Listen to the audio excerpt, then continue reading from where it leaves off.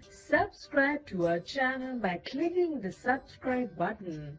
Click the bell button and enjoy the latest uploads from our channel. दोस्तों, आज इस video में 4 पहेलियाँ पूछी जाएंगी। हर पहेली का जवाब देने के लिए आपके पास 10 सेकंड है। जवाब के लिए अगर ज़्यादा टाइम चाहिए हो तो वीडियो को दरमियान में रोक भी सकते हैं।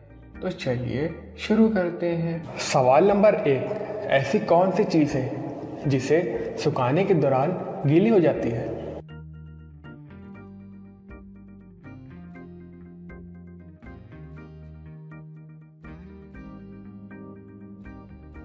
इसका जवाब है टॉवल।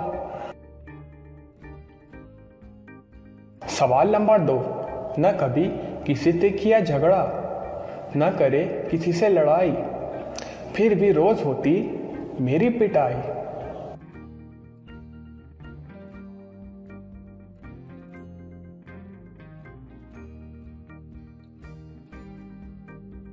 इसका जवाब है ढोलक।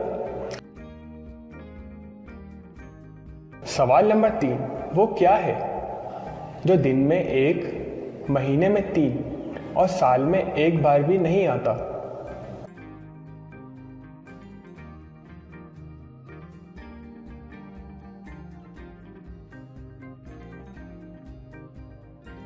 इसका जवाब है नुक्ते। सवाल नंबर 4, सब सुखियों का देखा खेल, कमर पकड़कर दिया धकेल।